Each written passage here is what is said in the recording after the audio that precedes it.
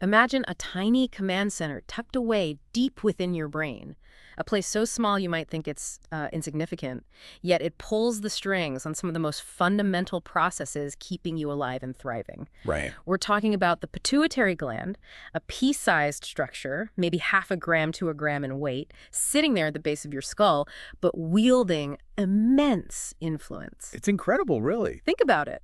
How tall you grow, how your body handles stress, processes food, manages water, even the rhythm of reproduction. So many vital functions trace back to this one spot. It's truly astounding how something so compact can have such a global reach throughout the body. And what's even more fascinating is that this isn't a solitary powerhouse. The pituitary is in constant critical communication with another area of the brain, its ultimate boss, the hypothalamus. The boss, yeah. A hypothalamus is the strategic command center, integrating signals from every corner of the nervous system and the bloodstream, and it fine-tunes everything the pituitary does. Exactly. And that intricate relationship, the dance between the pituitary gland and the hypothalamus, is the focus of this deep dive. We're going beyond the basics today. We've got some truly detailed source material, research excerpts, notes that allows us to move past a simple overview and really unpack the complex physiology, the nuts and bolts of how this system works. Our mission is ambitious today. We want to help you dive deep into the structure, the function, and especially the regulation of these two critical brain regions. Right. It's not just about listing what hormones they secrete. It's about understanding how their release is controlled, why that precise control is so vital for maintaining your body's balance, and frankly, how mastering this information is absolutely key to understanding so much of endocrinology, physiology, and even medicine. That's the goal. By the end of this deep dive, you should feel like you truly grasped this topic, approaching it with the insight of a professional. All right, let's get started on this path to mastery.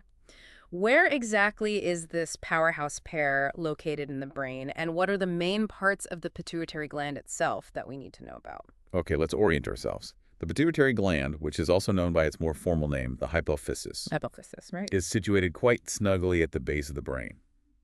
It rests within a specialized bony cavity in the skull called the sella turcica, essentially a little protective saddle for the gland. A saddle, okay. Its absolutely crucial connection to the hypothalamus, which sits directly above it, Yep. is via a stalk. This is often called the pituitary stalk or the hypophysial stalk. This stalk is more than just a physical tether. It's the vital conduit for communication, as we'll see. So it's positioned right beneath the hypothalamus, nestled in that bony pocket and connected by that crucial stalk. Now, the source material makes a really important point about the pituitary gland itself, that it's divided into two physiologically and structurally distinct portions. What are those main divisions? That's a fundamental distinction we need to make right away. The pituitary is functionally split into two major parts. The anterior pituitary, also known as the adenohypophysis, Adenohypophysis. and the posterior pituitary, or neurohypophysis. While they are right next to each other within the same gland, they are fundamentally different in their tissue type, their origin during development, and, critically, how they are controlled by the hypothalamus. Really different. I recall the source also mentioning a pars intermedia. Where does that fit in? Yes, the pars intermedia. In humans, it's actually a rather small, relatively avascular zone situated directly between the anterior and posterior lobes. Okay. In many other animal species, the pars intermedia is much more prominent and has significant endocrine functions, often related to things like skin pigmentation. But in adult humans, it's much less developed, often just a thin layer of cells, and its functional significance is quite limited compared to the anterior and posterior lobes. Gotcha. So, for our deep dive into human physiology, the primary functional distinction is indeed between the anterior and posterior parts. Okay, so anterior and posterior are the main players. And you mentioned there are different origins during embryonic development. The source says this embryological story dictates their distinct tissue types and helps explain their later functions. How does that developmental tale unfold? It's one of those fascinating examples of how embryology sets the stage for adult function. The anterior pituitary, the adenohypophysis, originates from a structure called Rathke's pouch. Rathke's pouch. This is an embryonic invagination, essentially a little outpocketing or fold of the pharyngeal epithelium. Think of it as tissue that arises from the developing roof of the mouth or the area that will become part of the throat. Wow, from the mouth area. Yeah, essentially. Yeah. Because it comes from this epithelial tissue, the cells of the anterior pituitary are glandular in nature. They're organized as epithelioid cells, specialized for synthesizing, storing, and secreting hormones directly into the bloodstream. So the front part of the pituitary comes from embryonic tissue near the mouth, becoming a true glandular organ. That's unexpected. What about the back part, the posterior pituitary? The posterior pituitary, the neural hypophysis, has a completely different lineage. It develops as a direct neural tissue outgrowth from the base of the hypothalamus itself. From the brain itself. Exactly. Yeah. This neural origin is key to its structure and function. It's not primarily composed of hormone-synthesizing glandular cells. Instead, it consists largely of nerve fibers and nerve endings, plus a significant number of specialized supporting cells called pituocytes, which are similar to the glial cells found elsewhere in the nervous system. Like support cells. Precisely. It is, in essence, a downward extension of the hypothalamus. That makes so much sense now. One from the mouth region becoming glandular tissue, the other from the brain becoming neural tissue. It neatly explains the two distinct types of tissue found in the pituitary. And because they're different tissue types, they handle hormone secretion differently, right? Precisely. The anterior pituitary acts like a classic endocrine gland. Its cells synthesize and secrete hormones in response to signals. It's quite a prolific factory, secreting 6 major peptide hormones, along with several others of lesser general importance. 6 major ones.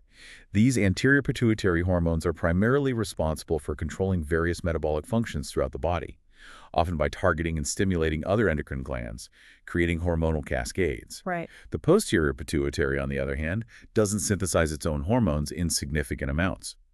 As we hinted, it's more of a storage and release site for 2 important peptide hormones that are actually synthesized up in the hypothalamus. Well, 8 upstairs, released downstairs. Exactly. These 2 posterior pituitary hormones have distinct but equally vital roles related to water balance and aspects of reproduction and lactation. So we have this small, sheltered gland, physically and functionally connected to the hypothalamus via a stalk.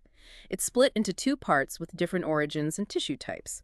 Between them, they release a suite of powerful hormones that act as master regulators for a huge array of bodily functions. It truly is a central hub of control. It is, but it's absolutely crucial to understand that the pituitary isn't just operating autonomously. The hypothalamus is the ultimate conductor of this orchestra. The conductor, yeah. Almost all pituitary secretion is under its direct and precise control. How does the hypothalamus exert this control over both the anterior and posterior pituitary? Is it the same mechanism for both? That's where the distinction between the anterior and posterior pituitary becomes functionally paramount. The source material highlights that while the control originates in the hypothalamus for both, the mechanism of control differs significantly between the 2 lobes. How so? The posterior pituitary is controlled by nerve signals, Direct nerve signals. while the anterior pituitary is controlled by hormonal signals delivered via a special blood vessel system. Okay, before we dive into the mechanisms, is there clear evidence that the hypothalamus is this essential? Absolutely, and it's demonstrated by a classic experiment.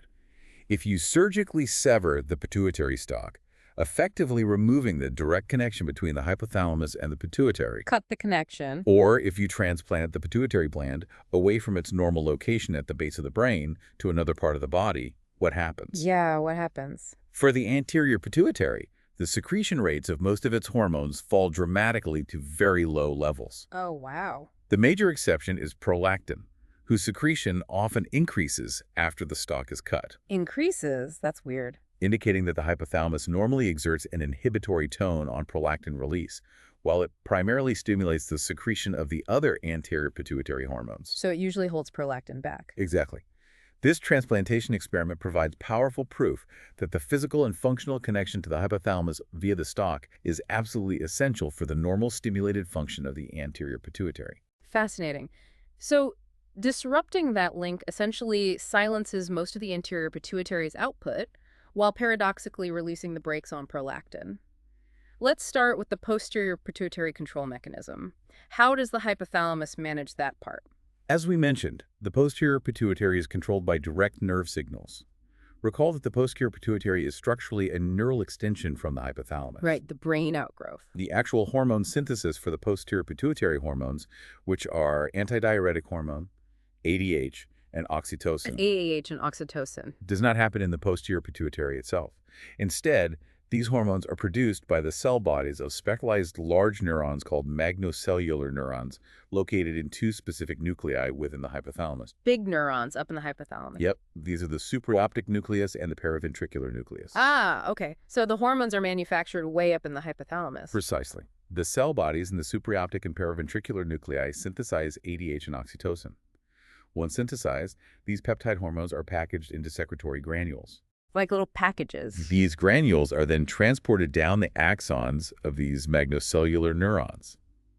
These axons bundle together and travel down through the pituitary stalk all the way to the posterior pituitary gland. Down the stalk. During this journey down the axon, the hormones are bound to carrier proteins known as neurophysions. Carrier proteins, okay. So the posterior pituitary is essentially just a warehouse and shipping center. That's a good analogy. The hormones are stored within the secretory granules at the nerve endings located in the posterior pituitary. These nerve endings are situated right next to numerous capillaries. Right by the bloodstream. When a nerve impulse originating in the hypothalamus travels down one of these axons, it depolarizes the nerve terminal, triggering the release of the stored hormone-containing granules into the adjacent capillaries via a process called exocytosis. Exocytosis, yeah. The neurophysions are released along with the hormones, but the source notes they quickly separate in the blood and have no known function after release in humans. So they just kind of fall off. That's a really clear picture. Made upstairs in the hypothalamus, shipped down the nerve fibers, stored in the basement, the posterior pituitary, and released into the blood when the signal comes down the wire. That sums it up well. The source even adds an interesting detail. If you cut the pituitary stalk, the synthesis up in the hypothalamus continues, and hormone can even be released from the cut ends of the axons higher up. That really confirms the hypothalamus is the synthesis site. It absolutely does. It solidifies the understanding that the posterior pituitary isn't a gland in the traditional sense of making hormones, but a neurohemal organ, a place where nervous tissue releases substances into the blood. Neurohemal organ, interesting term. And the source clarifies that while both nuclei can produce both hormones, ADH is mainly synthesized in the supraoptic nuclei, and oxytocin is mainly from the paraventricular nuclei. Good detail. Okay, so that's the posterior pituitary direct neural control and axonal transport. Now, the anterior pituitary is glandular and uses a different system involving hormones delivered by a special blood supply. That's correct. The anterior pituitary does not receive significant direct nerve fibers from the hypothalamus that control its hormone secretion in the same way the posterior pituitary does. No direct wiring. Instead, its secretion is controlled by specialized hormones secreted by neurons in the hypothalamus. These are known as hypothalamic releasing hormones and hypothalamic inhibitory hormones. Releasing and inhibitory hormones. And the way these hormones get from the hypothalamus to the anterior pituitary is via a unique and vital blood vessel system called the hypothalamic hypophyseal portal system. The portal system? Yeah. How does that work? It sounds like a specific route. It is a specific route designed to deliver these hypothalamic hormones directly and efficiently to the anterior pituitary without them being diluted in the general circulation. Avoids getting lost in the main bloodstream. Exactly. The anterior pituitary is highly vascularized, with many wide capillary-like vessels called sinuses running among its glandular cells.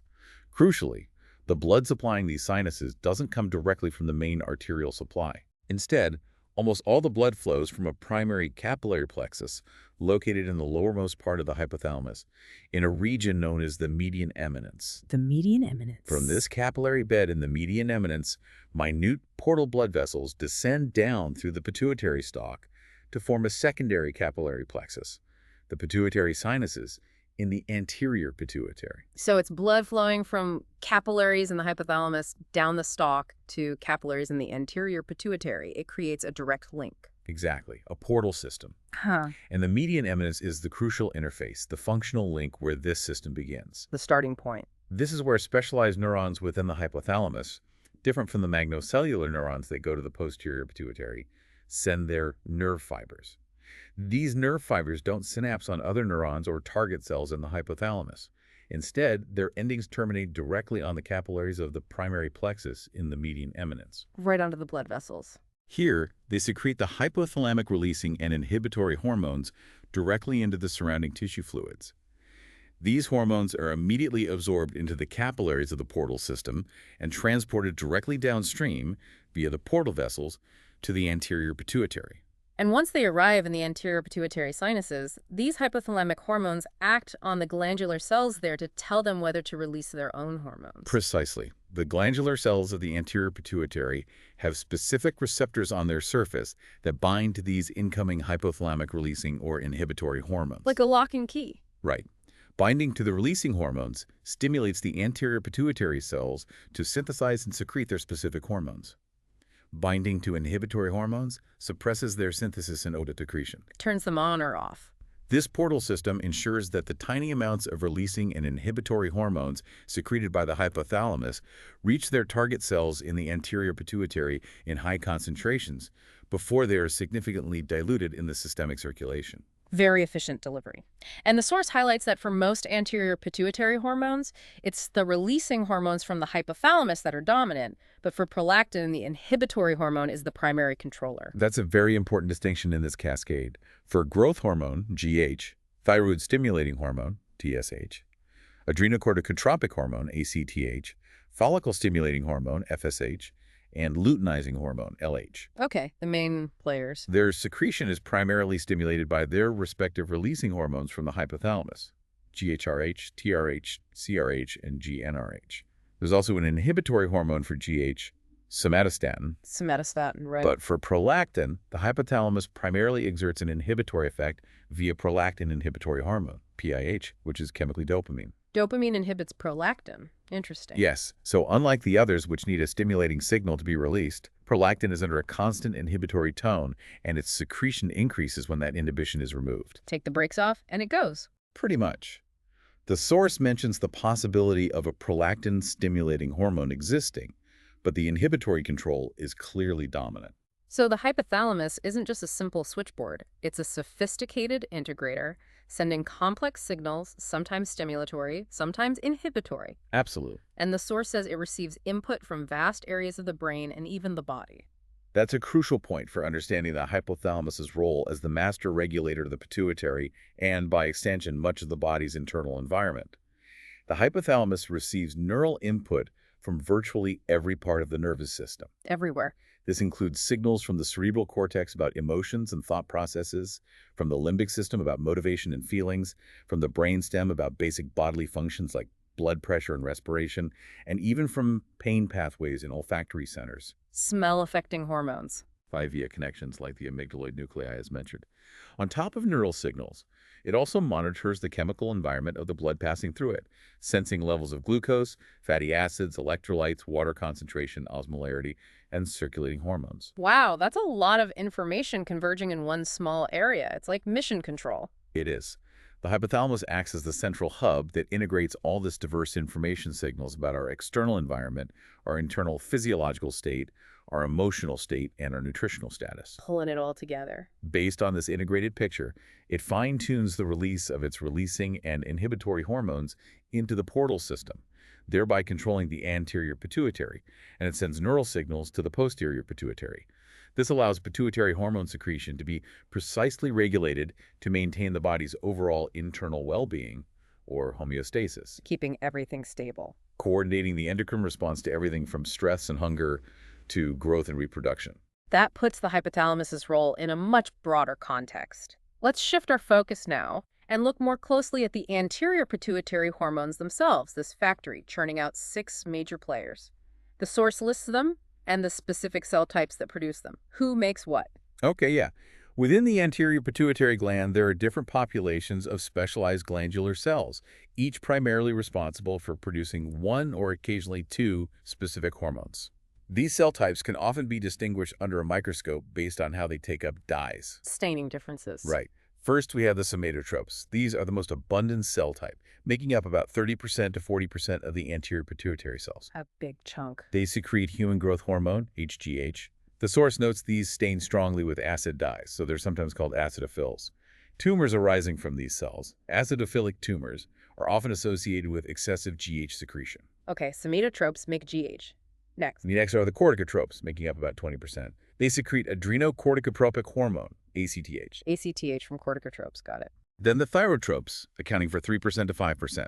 They secrete thyroid stimulating hormone, TSH, which is a glycoprotein. Thyrotropes for TSH, smaller group. The gonadotropes also make up about 3% to 5%.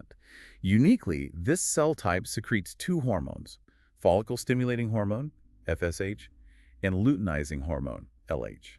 These are also glycoproteins. Gonadotropes make FSH and LH 2-for-1 deal. And finally, the lactotropes, sometimes called mammotropes, secrete prolactin, PRL.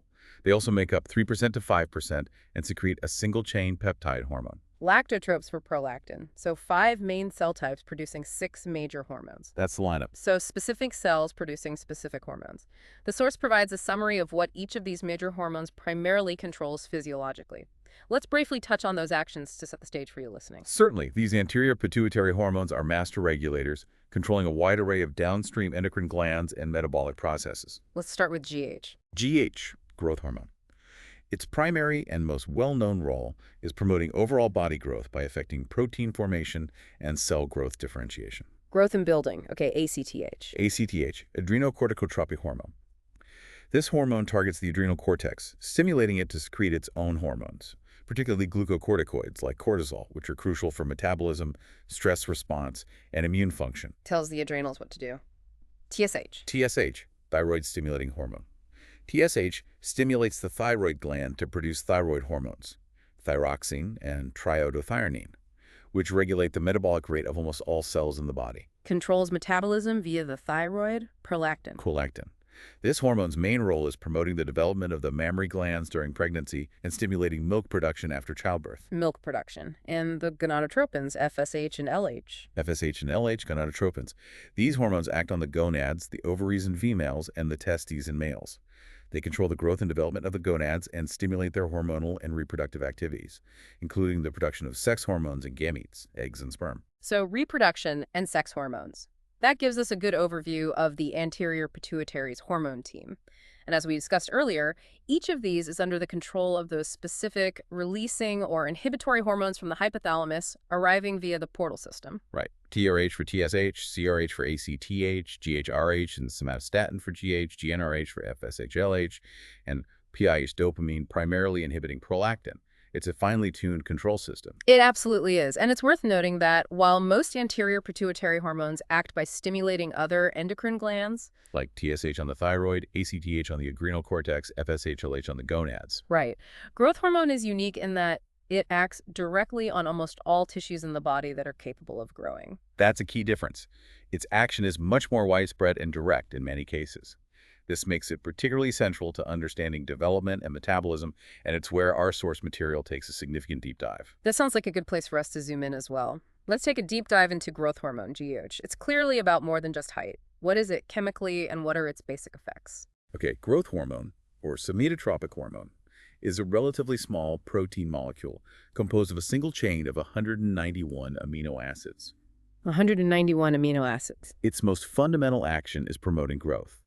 It achieves this by increasing the size of cells, boosting the rate of cell multiplication, mitosis, and promoting specific differentiation of certain cell types, particularly those involved in bone, muscle, and organ development.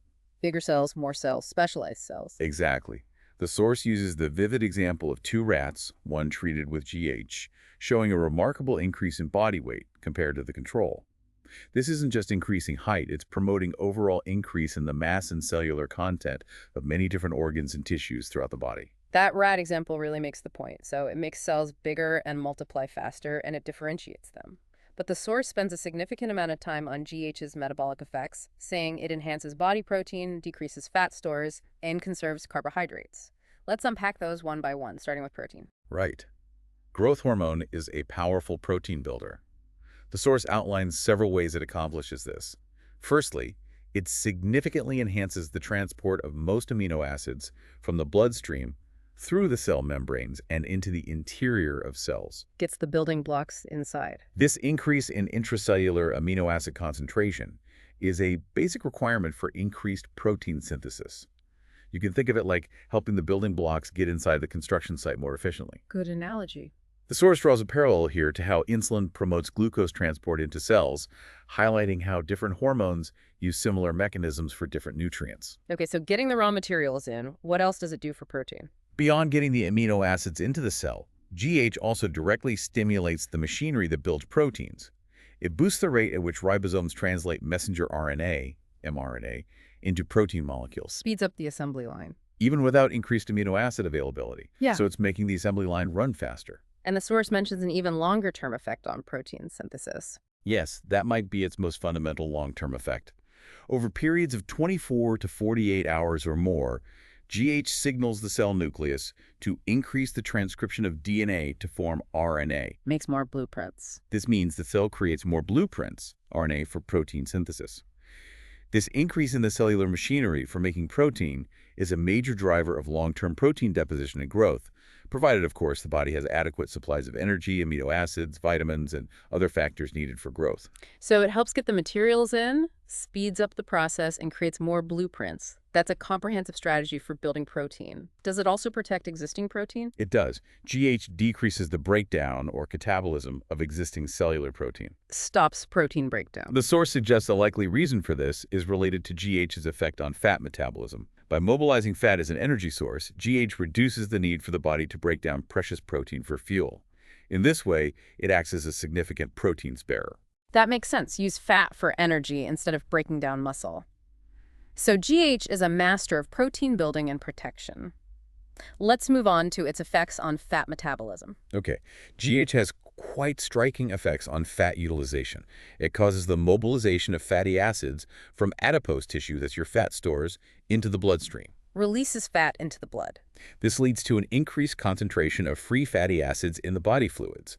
Furthermore, GH enhances the ability of cells throughout the body to convert these free fatty acids into acetyl coenzyme A, acetyl-CoA. Acetyl-CoA, the energy molecule. Which is a molecule that can be readily used for energy production. So it releases fat from storage and encourages cells to burn it. Exactly. The net result is that under the influence of GH, fat becomes the preferred energy source for cells over carbohydrates and proteins. Fat first. This leads to a reduction in the body's fat stores and a simultaneous increase in lean body mass. It's worth noting that this fat mobilization effect doesn't happen instantly. It typically takes several hours after GH secretion becomes prominent, unlike the protein synthesis effects, which can begin within minutes. It takes a few hours for the fat burning to ramp up. The source mentions a potential danger with excessive GH levels and fat metabolism. Yes. If growth hormone is secreted in truly massive quantities, the rate of fat mobilization from adipose tissue can become so high that the liver converts excessive amounts of fatty acids into acetoacetic acid, leading to a state called ketosis. Ketosis, right. Very high GH can also contribute to a fatty liver. It highlights that even beneficial processes can become problematic when unregulated. Too much of a good thing. So mobilizing fat for energy is good at normal levels, but too much can cause issues. What about its effects on carbohydrate metabolism? The source calls these complex. They are complex, and this is where GH connects to disorders like diabetes. GH has several effects that decrease carbohydrate utilization. First, it reduces the uptake of glucose by tissues like skeletal muscle and adipose tissue. Less sugar going into muscle and fat. This is significant because insulin normally stimulates glucose uptake in these tissues. Second, it increases glucose production by the liver, essentially adding more glucose to the bloodstream. Liver makes more sugar. Host, speaker, speaker. So it's like putting less sugar into the cells from the blood, and the liver is making more sugar to add to the blood. That sounds like a recipe for high blood sugar. It is. These combined effects lead to an increase in blood glucose concentration. In response to this higher blood sugar, the pancreas is stimulated to secrete more insulin. Pancreas tries to compensate. However, and this is the complex part, GH also causes what's known as insulin resistance. It attenuates, or weakens, the effectiveness of insulin in stimulating glucose uptake and utilization by muscle and fat, and in inhibiting glucose production by the liver. Makes insulin work less well. This is its diabetogenic effect. Exactly. Because GH induces this resistance to insulin's actions, excessive GH secretion can produce metabolic abnormalities, very similar to those seen in type 2 diabetes, a condition also characterized by insulin resistance. Similar to type 2 diabetes. The source does point out an interesting difference in body composition, though. Patients with acromegaly, excess GH after growth plates close, are typically lean and muscular, often without the significant visceral fat accumulation that is common in and contributes to insulin resistance in many type 2 diabetics. That's a key distinction, lean versus often overweight. Any insight into why GH causes this insulin resistance? Well, the source suggests that the increase in blood fatty acid levels induced by GH's fat mobilizing action likely plays a significant role in causing this peripheral insulin resistance. The fatty acids again? Studies have shown that simply raising blood fatty acid levels can quickly decrease the sensitivity of liver and skeletal muscle to insulin. So it's possible that GH's effects on fat contribute to its effects on carbs. It's all interconnected. But then there's that seemingly paradoxical point. The source states that despite causing insulin resistance, GH requires adequate insulin and carbohydrates for its growth-promoting effects to occur. How do we square that circle? It does seem counterintuitive initially. However, for GH to effectively stimulate protein synthesis and overall growth, the body needs sufficient energy to fuel these processes, and carbohydrates are a primary energy source. Need fuel for growth. Furthermore, insulin, in addition to its effects on glucose, is also important for transporting some amino acids into cells. Insulin helps with amino acid transport too. Yes, since amino acids are the building blocks for protein synthesis driven by GH, adequate insulin levels are needed to help ensure those building blocks are available inside the cells. So while GH makes cells less sensitive to insulin for glucose uptake, insulin is still necessary to support the high metabolic demands and amino acid transport required for GH-induced growth, the complex synergy. Okay, that clarifies the paradox. You need insulin and carbs for the energy and some building block transport, even if GH fights insulin's effects on sugar. We've covered protein, fat, and carbohydrate metabolism. Now, let's turn to GH's most visually apparent effect, its role in bone and cartilage growth, the skeletal impact. Right. Growth hormone has profound effects on the skeleton. It increases protein deposition by both chondrocytic cells, which form cartilage, and osteogenic cells, which form bone. Cartilage and bone cells.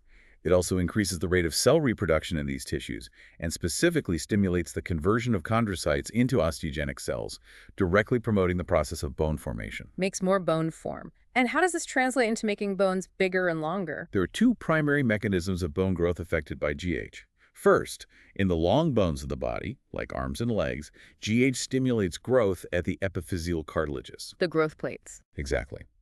These are plates of actively growing cartilage situated between the epiphysis, the widened end of the bone, and the shaft of the bone. GH stimulates the deposition of new cartilage at these plates, and this new cartilage is then progressively converted into new bone tissue. Cartilage turns into bone. This process effectively elongates the shaft of the bone, pushing the epiphysis further away from the main part of the bone. This continues throughout childhood and adolescence. However, the epiphyseal cartilages eventually stop dividing, the cartilage is entirely replaced by bone, and the epiphyseal plates fuse with the shaft. They fuse or close. Once this epiphyseal fusion occurs, typically in late adolescence or early adulthood, no further lengthening of the long bones can take place. So height increase stops when those growth plates close. What's the second mechanism? You said bones can still thicken. Yes, the second mechanism is the thickening of bone, also known as appositional growth. This involves the deposition of new bone matrix on the surfaces of existing bone by cells called osteoblasts. Osteoblasts build bone. While old bone is simultaneously removed by osteoclasts, GH strongly stimulates the activity of osteoblasts. Pushes the building part. Unlike length growth, this process of depositing new bone on surfaces can continue throughout life. As a result, bones can continue to become thicker under the influence of GH even after the epiphyseal plates have fused. Thickening continues lifelong. This is particularly noticeable in what are called membranous bones, like those in the jaw and skull. Like how the jaw and forehead might become more prominent in acromegaly. Exactly. The source mentions examples like the jawbone continuing to grow, causing the chin and lower teeth to protrude forward, prognathism. Prognathism. The bones of the skull can also thicken, leading to bony protrusions over the eyes, like prominent forehead bosses and supraorbital ridges, and enlargement of the nose. These thickening effects become key characteristic features in conditions of excess GH secretion after adolescence. Makes sense.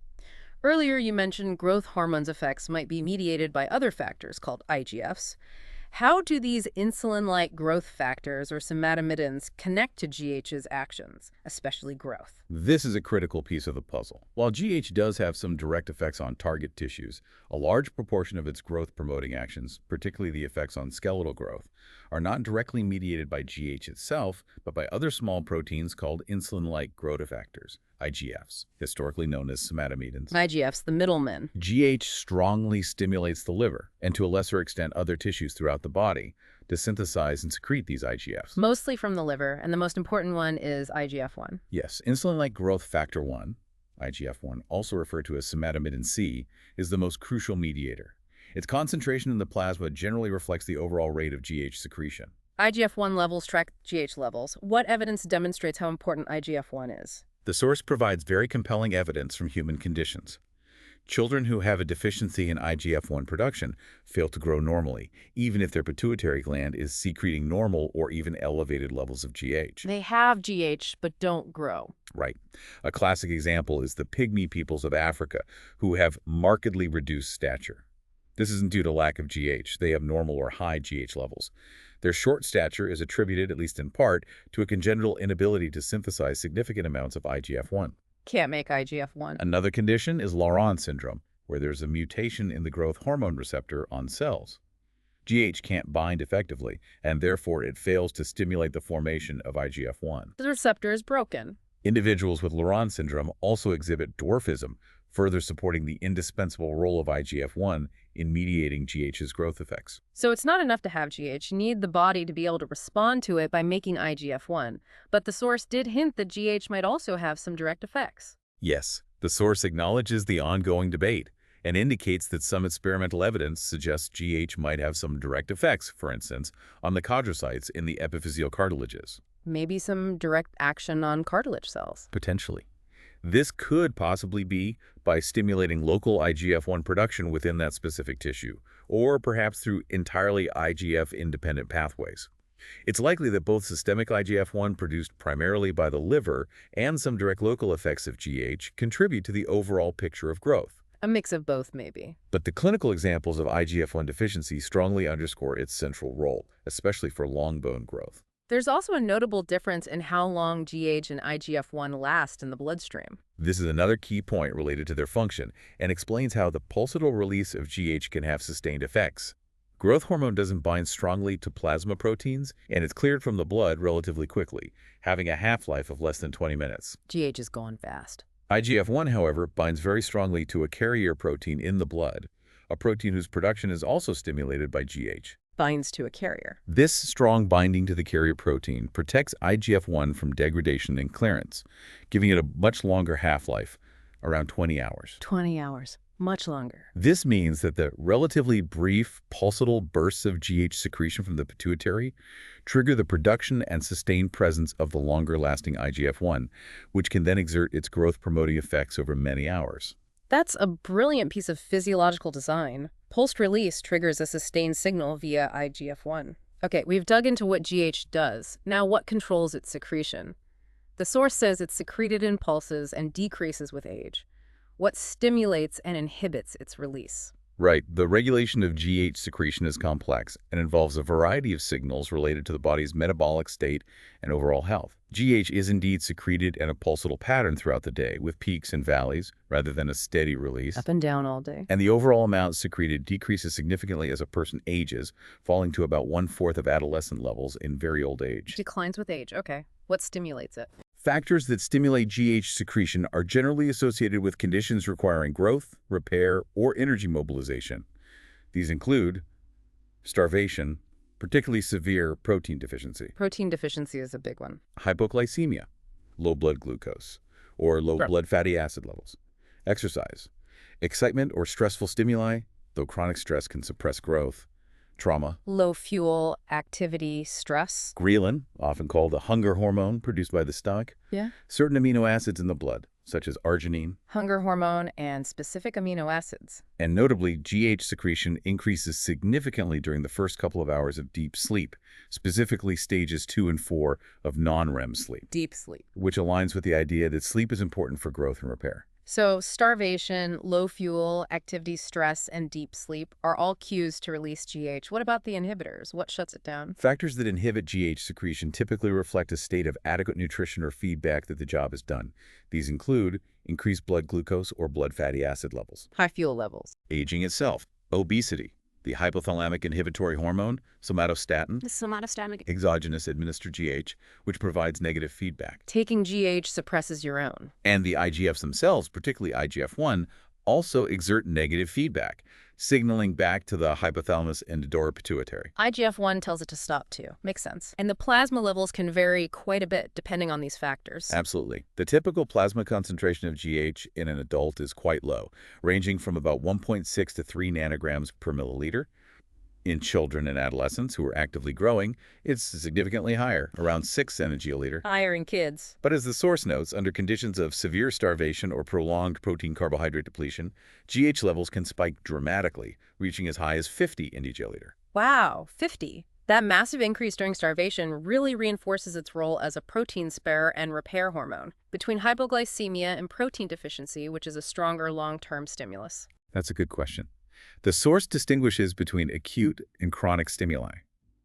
Acute hypoglycemia is a very potent short-term stimulus for GH release. Short burst for low sugar. However, under chronic conditions, such as prolonged starvation, the overall level of GH secretion appears to correlate more strongly with the degree of cellular protein depletion rather than just glucose insufficiency. Long-term, it's about protein status. The source highlights a compelling experiment showing children with kwashiorkor, a severe protein malnutrition.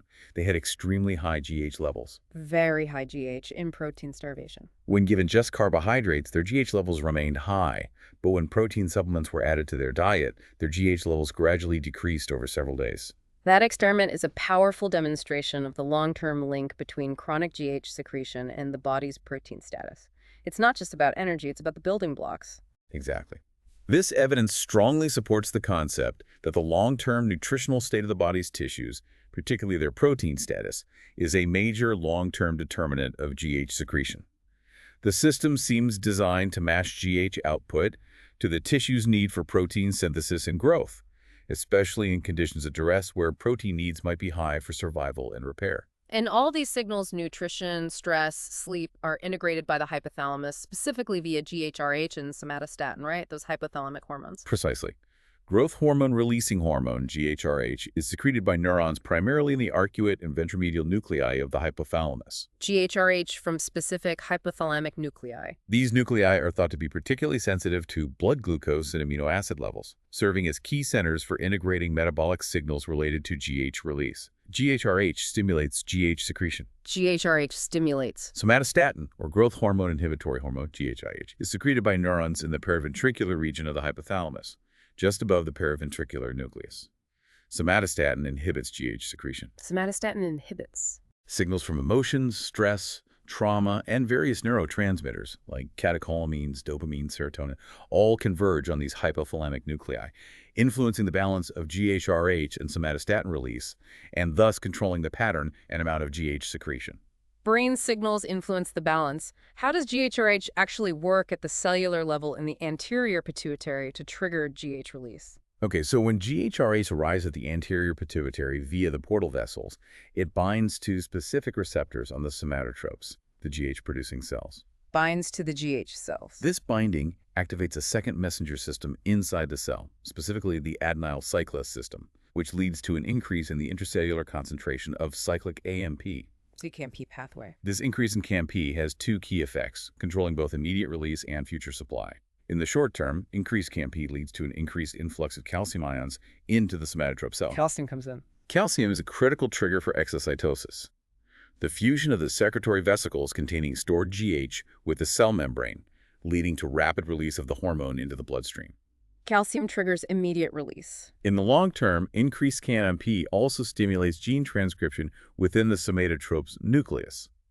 This means the cell starts producing more messenger RNA, mRNA, specifically for growth hormone. Makes more GH mRNA. Which leads to the synthesis of new GH protein, replenishing the stores and preparing the cell for future release. So GHRH provides both the signal for rapid release of what's already made and the instruction to make more for later. Very efficient. And there's a negative feedback loop mentioned, keeps it in check. Yes, like most endocrine systems, GH secretion is tightly regulated by negative feedback. If you administer GH externally, the body's own endogenous GH secretion decreases. Taking GH shuts down your own production. This feedback effect is thought to occur at both the hypothalamus, reducing GHRH and/or increasing somatostatin, and potentially directly at the anterior pituitary. The source notes that the precise relative contribution of these mechanisms is still not fully certain. Still figuring out the exact balance.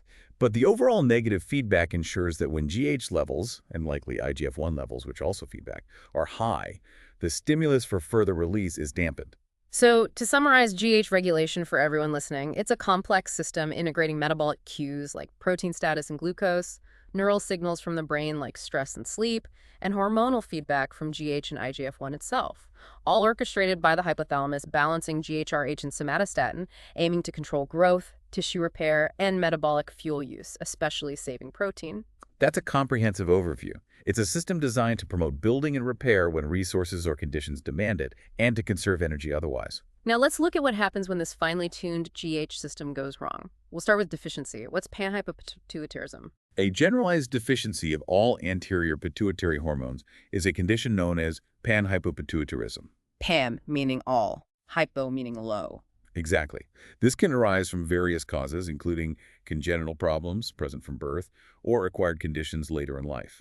Acquired causes include pituitary tumors that grow and destroy the normal pituitary tissue. Tumors damaging the gland. Or, notably in women, from thrombosis, or blood clotting, of the pituitary blood vessels after severe circulatory shock during childbirth, a condition called Sheehan's syndrome. Sheehan syndrome, right? Related to childbirth shock. The pituitary, especially the anterior part, is very vulnerable to drops in blood supply, particularly after the increased demands of pregnancy. What are the effects of panhypopituitarism if it occurs in adulthood? In adults, the consequences depend on which hormones are most affected, but a complete loss of anterior pituitary function leads to decreased secretion of thyroid hormones, suppressed adrenal function, specifically a lack of glucocorticoids like cortisol, and a significant loss of sexual function due to absent gonadotropins, FSH and LH. Low thyroid, low adrenal, loss of sex function. The typical clinical presentation of a severely affected adult is a person who is lethargic, tends to gain weight because they lack GH, ACTH glucocorticoids, and thyroid hormones, all of which influence metabolism and fat utilization, and has lost their sex drive and reproductive capacity. Lethargic, weight gain, no sex drive. While hormone replacement therapy can often effectively manage the thyroid and adrenal deficiencies, restoring full sexual function can sometimes be more challenging depending on the underlying cause and severity. And what happens if this generalized deficiency occurs in childhood? If panhypopituitarism occurs during childhood, before the completion of growth, it results in panhypopituitary dwarfism. The rate of growth is significantly reduced, but importantly, all body parts usually develop in proportion to one another. Proportional dwarfism. So a child might be chronologically 10 years old, Right. but have the physical development of a 4 or 5-year-old. Often these children also fail to undergo normal puberty because they don't secrete sufficient gonadotropins, resulting in delayed or absent sexual maturation. Delayed puberty, too. You mentioned earlier that some dwarfs might only have GH deficiency, not panhypopituitarism. Yes, that's an important distinction. Some cases of dwarfism are caused by an isolated deficiency of growth hormone secretion, with normal secretion of other anterior pituitary hormones. Just GH is low. These individuals also develop proportionally, but are much smaller than average. Crucially, unlike those with generalized panhypopituitarism, individuals with isolated GH deficiency who aren't treated often can mature sexually and are capable of reproduction because their gonadotropin secretion is normal. They can still go through puberty if only GH is missing. And then there are those cases of GH insensitivity, like Laron syndrome or the pygmy people we talked about. Exactly. These are examples where the problem isn't a lack of GH production, but a failure of the body's tissues to respond properly to GH. As we discussed, this can be due to mutations in the GH receptor itself, like in Laron syndrome, or an inability to synthesize IGF-1, like in the African pygmy populations discussed. Can't respond to GH or make IGF-1. These individuals also exhibit dwarfism, despite having normal or high circulating levels of GH, reinforcing that the response pathway via IGF-1 is crucial for growth. How is growth hormone deficiency treated?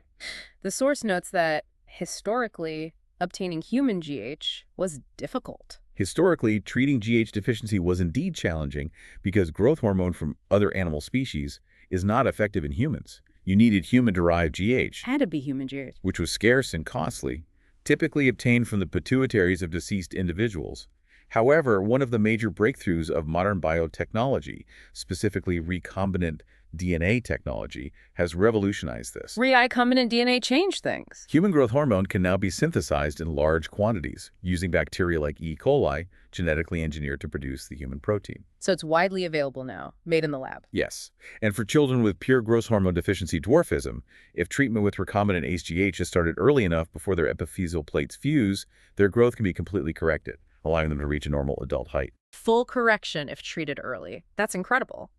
Now let's flip the coin and look at excess GH secretion. What happens if someone produces too much GH before their growth plates fuse? During childhood or adolescence? Right. Excessive secretion of growth hormone before the epiphyseal plates have fused, which almost always occurs due to an acidophilic tumor of the anterior pituitary, a tumor of the somatotropes. A GH-producing tumor before plates close. Leads to a condition called gigantism. All the body tissues grow rapidly and proportionally, resulting in a person achieving extreme height, sometimes reaching heights of 8 feet or even more. Gigantism. Extreme height. Are there other health consequences beyond just being very tall? Yes, there are significant health issues. Because of growth hormone's diabetogenic effect that we discussed. Insulin resistance part. These giants often experience hyperglycemia, high blood sugar. Over time, this excessive demand can exhaust the insulin-producing beta cells in their pancreas, and about 10% of individuals with gigantism eventually develop full-blown diabetes mellitus. Higher risk of diabetes. Furthermore, if the gigantism is caused by a growing tumor, the tumor itself can enlarge to the point where it compresses and destroys the rest of the pituitary gland, leading to generalized panhypopituitarism later in life. The tumor can destroy the rest of the pituitary. Untreated gigantism, often complicated by diabetes and panhypopituitarism, can lead to a relatively early death. So it's a serious, potentially fatal condition if left untreated. What is the typical treatment? The primary goal is to stop the excessive GH production. This is most commonly achieved by microsurgical removal of the pituitary tumor, or in some cases, radiation therapy directed at the pituitary gland. Surgery or radiation for the tumor. What if the excess GH secretion happens after adolescence, after the epiphyseal plates have fused? This leads to a condition called acromegaly. Acromegaly? Since the epiphyseal plates are closed, the long bones cannot lengthen further, so the person doesn't grow taller. However, other tissues, particularly bone thickness, appositional growth, and soft tissues, can continue to grow under the influence of the excess GH and resulting elevated IGF-1. Can't get taller, but bones thicken and soft tissues grow. This results in a very characteristic set of physical changes. What are the classic features of acromegaly? How would you recognize it? As the source describes and often illustrated in medical texts, there's marked enlargement, especially in the bones of the hands and feet. Big hands and feet. People with acromegaly often notice they need larger shoe sizes or rings no longer fit. The membranous bones, which can thicken throughout life, are significantly affected, leading to changes in the face and skull. The lower jaw grows forward, causing prognathism, a protruding chin. The jaw protrusion again. The bones of the forehead and the supraorbital ridges become prominent, the nose enlarges, and fingers can become extremely thick and club-like. Characteristic facial changes. Changes in the vertebrae can lead to kyphosis or a hunched back. Internal organs, such as the tongue, liver, and kidneys, also become noticeably enlarged. Hunched back and bigger organs too. That paints a very distinct picture. Finally, the source touches on GH and aging. We know GH secretion decreases as we get older. Is there a connection to the signs of aging? The source notes the observation that many of the physical characteristics associated with aging, such as decreased protein deposition, increased fat deposition, skin wrinkling, decreased muscle mass and strength, and diminished function of various organs, The typical signs of aging. seem to accelerate in individuals who have lost the ability to secrete GH. This suggests that the decline in GH secretion with age might contribute to some of these features of the aging process. So it's been proposed that replacing GH in older adults might reverse some of these aging signs, maybe an anti-aging strategy. Yes, there's been interest in research into this. Some studies have explored the potential benefits of administering recombinant GH therapy to older individuals. These studies have sometimes shown positive outcomes, such as increased protein deposition, particularly in muscles, a decrease in fat deposits, and a subjective feeling of increased energy and well-being. Some positive signs. However, and this is a crucial point the source highlights, there are also significant cautions and potential downsides. What are the risks of GH therapy in the elderly? Other studies have revealed substantial undesirable adverse effects associated with recombinant GH treatment in healthy older adults.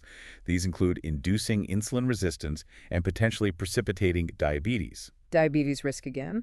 causing fluid retention leading to edema, carpal tunnel syndrome due to tissue swelling compressing nerves, and joint pain, arthralgias. Edema, carpal tunnel, joint pain. Not insignificant side effects. Definitely not. So it's not a simple case of replacing what's lost to reverse aging. Exactly. The source concludes that, based on the current evidence, recombinant growth hormone therapy is not generally recommended for use in healthy elderly patients who have normal endocrine function because the potential risks and adverse effects appear to outweigh the potential benefits. Risks outweigh benefits for healthy older adults. While lower GH correlates with aging, simply increasing it artificially doesn't seem to be a safe or effective anti-aging strategy currently. It's a complex area, and the body's changes with age involve many factors, not just GH. That's a very important clinical takeaway, distinguishing potential correlation from safe intervention. Agreed. All right, we've spent a considerable amount of time on the anterior pituitary, particularly the deep dive into GH. Let's pivot back to the posterior pituitary and its two important hormones. Just a quick refresh. Right. Just to quickly recap for everyone, the posterior pituitary, the neural hypophysis, is primarily composed of supporting cells, called pituocytes, and a large number of nerve fibers and endings. Neural tissue mostly supports cells and nerve endings. These nerve fibers originate from the magnocellular neurons located high up in the supraoptic and paraventricular nuclei of the hypothalamus. Nerves from those specific hypothalamic nuclei. The hormones ADH and oxytocin are synthesized in these hypothalamic nuclei, transported down the axons through the pituitary stalk, and stored in secretory granules in the nerve endings within the posterior pituitary, ready for release into the bloodstream in response to nerve impulses from the hypothalamus. Made upstairs, stored downstairs, released on command. And the first of these two hormones is antidiuretic hormone, or ADH, also called vasopressin. What is its primary function? Antidiuretic hormone, ADH, is the body's primary regulator of water balance.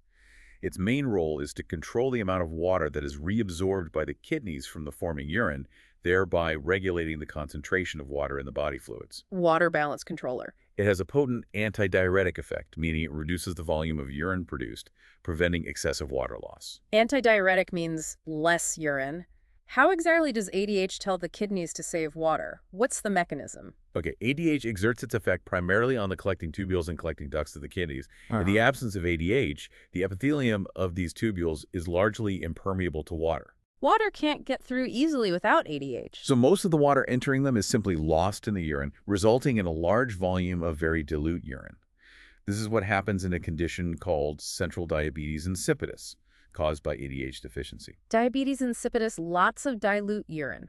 When ADH is present in the bloodstream, it binds to V2 receptors on the cells, lining these collecting tubules and ducts. Binds to V2 receptors there. This binding activates a signaling cascade involving adenylate cyclase and the formation of cyclic AMP, CMAP, inside the cell. TMMP again. This increase in CAMP triggers the movement and insertion of special vesicles containing preformed water channels, called aquaporin II channels, into the apical lumen-facing membrane of the tubular cells. So ADH basically creates doors or channels for water to pass through. Aquaporin channels. Exactly, aquaporin II channels.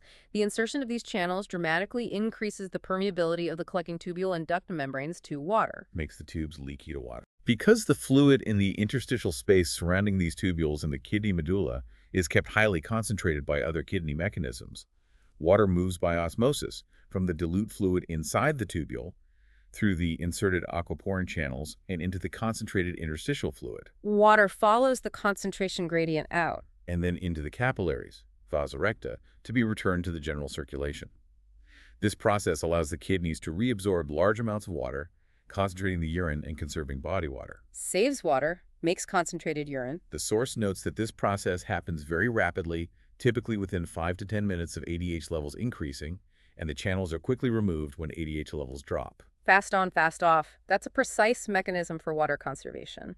How is ADH secretion regulated? What signals the hypothalamus to release more or less ADH? The most important and primary control mechanism for ADH secretion is the osmolarity, or concentration, of the extracellular fluid. Osmolarity is key. How concentrated the body fluids are. There are specialized sensory neurons, called osmoreceptors, located within or very close to the hypothalamus. The source notes that the exact location is debated, possibly within the supraoptic nuclei themselves, or in a highly vascular structure near the third ventricle called the organum vasculosum, or AV3V region, Specialized sensors, maybe near the third ventricle. which is not protected by the blood-brain barrier and can directly sense blood concentration. Can sample the blood directly. When the extracellular fluid becomes too concentrated, meaning there's less water relative to solutes or high osmolarity, water is pulled out of these osmoreceptor cells by osmosis, causing them to shrink slightly. Concentrated fluid makes the sensors shrink. This shrinkage generates nerve signals that stimulate the magnocellular neurons in the supraoptic and paraventricular nuclei to increase their firing rate, leading to increased release of ADH from the posterior pituitary. Shrinking triggers ADH release. Conversely, when the extracellular fluid is too dilute, low osmolarity, water moves into the osmoreceptor cells, causing them to swell.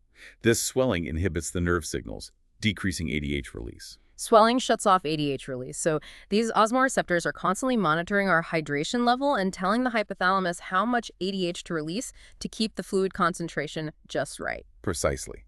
This osmoreceptor ADH system is a remarkably powerful negative feedback loop for maintaining the osmotic pressure of the body fluids within a very narrow, tightly controlled range. Even small changes in osmolarity trigger appropriate ADH responses. Very sensitive system.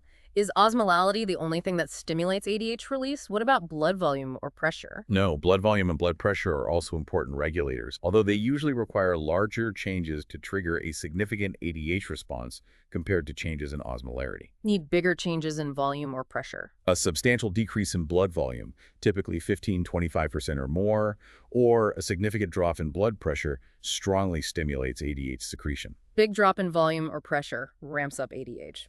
This effect is mediated by stretch receptors in the atria of the heart and baroreceptors in the carotid sinuses, aortic arch, and pulmonary vessels. When blood volume is low, these receptors are stretched less. Less stretch detected. Which sends signals to the brainstem, and subsequently the hypothalamus, to increase ADH release. And this connects back to the alternative name vasopressin, because it affects blood vessels. Yes, exactly. While very low, physiological concentrations of ADH are sufficient to exert the potent antidiuretic effect on the kidneys. Higher concentrations of ADH, typically achieved during states of significant hypovolemia, low blood volume, or hypotension, low blood pressure, also act as a potent vasoconstrictor. At high levels, it constricts blood vessels. It causes widespread constriction of arterioles throughout the body, which helps to increase total peripheral resistance and thereby raise arterial blood pressure. This is why it's also called vasopressin, because it presses the vessels. Vasopressin makes sense now. This effect is mediated by different receptors, V1 receptors, than the kidney ones, V2 receptors. Different receptors for water versus pressure effects. Okay, so ADH is primarily about water balance via the kidneys, but at higher levels, it can also help boost blood pressure by constricting vessels. What about the other posterior pituitary hormone, oxytocin? Oxytocin is the second polypeptide hormone secreted by the posterior pituitary. The source highlights its close chemical similarity to ADH, noting they differ by only 2 out of their 9 amino acids. Very similar structure to ADH. Despite this structural similarity, they have quite different primary physiological functions. Oxytocin has 2 major well-established roles described in the source, both involving the stimulation of smooth muscle contraction. Smooth muscle contractor. One of those is stimulating uterine contraction, especially during childbirth. That's correct. Oxytocin powerfully stimulates the contraction of the smooth muscle of the uterus, especially during the later stages of pregnancy. Important for labor. While not the sole factor, many obstetricians believe it plays a significant role in helping to expel the baby during labor. The source cites several pieces of evidence supporting its role. For instance, animals whose pituitaries have been removed can experience prolonged labor. Longer labor without a pituitary. Plasma levels of oxytocin are known to increase significantly during labor, particularly during the last stage as the cervix dilates. Levels rise during labor. And importantly, stimulation of the cervix and other genital areas during pregnancy triggers nervous signals that travel up to the hypothalamus, stimulating increased oxytocin secretion from the posterior pituitary. Cervical stretch triggers more oxytocin. This creates a positive feedback loop where uterine contractions push the baby onto the cervix, stimulating the cervix, which causes more oxytocin release, leading to stronger contractions. Positive feedback loop in labor. And its other key function is related to breastfeeding and milk release, the letdown reflex. Yes, oxytocin has a critical and very well understood role in promoting milk ejection, also known as the milk letdown reflex.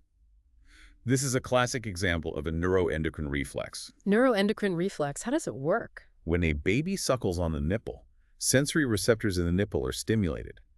These sensory signals travel via nerves up to the spinal cord and then to the brain, reaching the oxytocin-producing neurons in the paraventricular and supraoptic nuclei of the hypothalamus. Suckling sends nerve signals to the hypothalamus. This neural input triggers the rapid release of oxytocin from the posterior pituitary into the bloodstream. Oxytocin released into blood. And how does that circulating oxytocin cause the milk to come out? The circulating oxytocin travels through the bloodstream to the breasts. There, it causes the contraction of specialized contractile cells called myoepithelial cells. Myoepithelial cells contract. These myoepithelial cells surround the mammary alveoli, which are the tiny sacs where milk is produced and stored, and they also line the ducts within the breast. When oxytocin stimulates these cells to contract, they squeeze the milk out of the alveoli and into the ducts, making it available to the baby for suckling. Squeezes the milk out. This milk ejection reflex is quite rapid, typically occurring within less than a minute after suckling begins, and it's essential for successful breastfeeding. So oxytocin is key for getting the milk out after prolactin has caused it to be produced. Exactly. Prolactin stimulates the synthesis of milk, while oxytocin stimulates the release of milk. They are complementary hormones in lactation. Synthesis versus release, that makes sense. The source material focuses specifically on these physiological roles in uterine contraction and milk ejection, not the broader social bonding aspects sometimes discussed in popular science. That's correct. We focused on the well-established direct physiological functions described in the provided source material, which are central to understanding the pituitary's role in reproduction and lactation. Got it. Wow. We have journeyed deep into the very core of the endocrine system here. The tiny pituitary, orchestrated by its boss, the hypothalamus, truly is a master conductor for an incredible symphony of bodily functions. It really is. We've seen how the hypothalamus directly controls the posterior pituitary via nerve signals, triggering the release of ADH for water balance and oxytocin for childbirth and lactation hormones made up in the hypothalamic nuclei themselves. Direct neural control for the back part, and how it controls the anterior pituitary, a glandular tissue, not via direct nerves, but through that brilliant portal blood vessel system delivering releasing and inhibitory hormones. That portal system is key. This system orchestrates processes ranging from overall growth metabolism via GH, ACTH, TSH to the fundamental aspects of reproduction via FSH, LH, and prolactin. Understanding the structure, the cell-turcica, the stalk, the two distinct lobes, the portal system, and the mechanisms, neural control, hormonal cascades, second messenger systems like CAMP is truly foundational for you listening. Absolutely. And seeing how the hypothalamus acts as the central integrator, taking cues from our internal and external environment and translating them into precise hormonal commands, highlights the body's remarkable capacity for homeostasis. Keeping everything in balance. And as we saw with the examples of growth hormone disorders, the proportional dwarfism from GH deficiency, the proportional gigantism, and later panhypopituitarism from prepubertal excess. Right, the extremes. And the distinct thickening and soft tissue growth of acromegaly from postpubertal excess disruptions in even this small part of the system can have widespread and profound effects, impacting growth, metabolism, and overall health. This level of detail, exploring not just what these structures and hormones do, but delving into the how they are controlled and the mechanisms by which they act, is what elevates understanding from simply knowing the names to grasping the underlying physiology like the experts in this field. You've seen the complexity, the redundancy, and the sheer brilliance of these systems today. So, as we wrap up this deep dive, here's something for you to think about. Given the immense power concentrated in this tiny region at the base of the brain, and the incredible precision required to maintain balance across so many vital functions, what does this reveal about the interconnectedness of the body's systems? Good question. And think about how our thoughts, our stress, our emotions processed in higher brain centers, but influencing the hypothalamus can directly ripple down to affect seemingly disparate physical states like our ability to grow, handle stress, or even nourish the next generation. It makes you appreciate the deep connection between mind and body orchestrated by this remarkable pair. It certainly opens up fascinating avenues for further thought and exploration, a truly central control system.